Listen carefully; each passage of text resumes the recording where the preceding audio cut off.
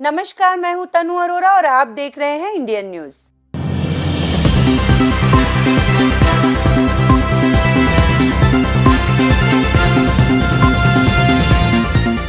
दुनिया भर में शादीशुदा या अविवाहित महिलाओं या कुंवारी लड़कियों के गर्भपात का मसला चर्चा का विषय रहा है। गर्भपात कानून को लेकर बहस होती रही है। भारत में भी गर्भपात को लेकर पहले से कानून है।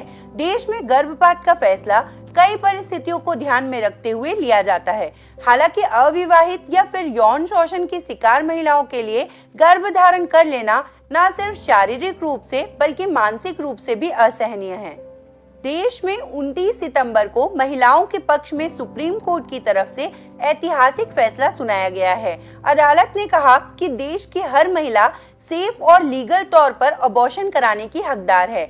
शादीशुदा और अविवाहित महिलाओं के बीच भेदभाव असंवैधानिक है। साथ ही जिस प्रेग्नेंट महिला का मैरिटल रेप हुआ है वो भी अबॉर्शन करा सकती है। वहीं अविवाहित महिलाओं को भी 20 से 24 हफ्ते के गर्भ को अबॉर्ट करने का अधिकार है। क्या भारत में महिलाओं को अबॉर्शन के लिए अपने पार्टनर या पेरेंट से परमिशन लेना जरूरी है? कानून कितने हफ्ते तक अबॉर्शन की इजाजत देता है? अबॉर्शन के बाद कौन सी सावधानियां रखनी चाहिए? आइए जानते हैं इन सारे सवालों के जवाब। कुछ महीने पहले जब अमेरिकी सुप्रीम कोर्ट ने बुनियादी रूप से देश में अबॉर्शन के असंवैधानिक अधिकार को खत्म कर पूरी दुनिया में एक बहस छेड़ दी, लगभग उसी समय भारत में अबॉर्शन के एक केस ने हम सभी का ध्यान अपनी ओर खींच लिया। दिल्ली हाई कोर्ट ने एक 24 हफ्ते की प्रेग्नेंट महिला के अबॉर्शन कराने की अर्जी को खारिज कर दिया था। तब उस 25 वर्षीय प्रेग्नेंट महिला ने सुप्रीम कोर्ट का दरवाजा खटखटाया। सुप्रीम कोर्ट ने अबॉर्शन की इजाजत देते हुए कहा कि महिला अविवाहित है, इसलिए उसे अबॉर्शन कराने से नहीं रोका जा सकता। जी हाँ, चाहे महिला शादीशुदा हो या ना हो, भारत में उसे अबॉर्शन की इजाजत है। महिला को अबॉर्शन के लिए अपने पार्टनर या पेरेंट्स की अनुमति की जरूरत नहीं है। एमटीपी एक्ट 1971 के तहत भारत में अबॉर्शन कानूनी है, जिसे बाद में संशोधित किया गया है। प्रत्येक महिला को एमटीपी एक्ट का पालन करते हुए अबॉर्शन का अधिकार मिला है। भारत में पहले कुछ मामलों में 20 हफ्ते तक अबॉर्शन कराने की मंजूरी थी, लेकिन 2021 में इस कानून को संशोधन के बाद ये समय सीमा बढ़ाकर 24 हफ्ते तक कर दी गई। इतना ही नहीं, कुछ खास मामलों में 24 हफ्ते के बाद भी अबॉर्शन कराने की मंजूरी ली जा सकती है। भारत में अबॉर्शन को 3 कैटेगरी में बांटा गया है। प्रेगनेंसी के 0 से 20 हफ्ते तक। अगर कोई महिला मां बनने के लिए मानसिक तौर पर तैयार नहीं है या फिर कॉन्ट्रासेप्टिव मेथड या डिवाइस फेल हो गया है और महिला न चाहते हुए भी प्रेग्नेंट हो जाए तो वो अबॉर्शन करवा सकती है। इसके लिए एक रजिस्टर्ड डॉक्टर की लिखित अनुमति जरूरी है। प्रेगनेंसी के 20 से 24 हफ्ते तक अगर मां या बच्चे के मानसिक या शारीरिक स्वास्थ्य को किसी तरह का खतरा है तो महिला अबॉर्शन करवा सकती है। हालांकि ऐसे मामलों में 2 डॉक्टरों की लिखित अनुमति जरूरी है। प्रेगनेंसी के 24 हफ्ते बाद अगर महिला यौन उत्पीड़न या रेप का शिकार हुई हो और उस वजह से प्रेग्नेंट हुई हो तो 24 हफ्ते बाद भी अबॉर्शन करवा सकती है। अगर गर्भवती माइनर हो या महिला विकलांग हो तो भी अबॉर्शन करवा सकती है। महिला मानसिक रूप से बीमार हो या गर्भ में पल रहे बच्चे में कोई बड़ी शारीरिक या मानसिक समस्या हो तो भी वो अबॉर्शन करवा सकती है। प्रेगनेंसी के दौरान महिला का मैरिटल स्टेटस बदल जाए, यानी उसका तलाक हो जाए या फिर विधवा हो जाए तो भी अबॉर्शन करवा सकती है। अगर प्रेगनेंसी से गर्भवती की जान को खतरा है तो किसी भी स्टेज पर डॉक्टर की सलाह पर अबॉर्शन किया जा सकता है। भारत में अबॉर्शन को लेकर कानून जरूर है, लेकिन लिंग की जांच के बाद ऐसा कराना कानूनी अपराध है और ऐसा करने पर सजा होती है।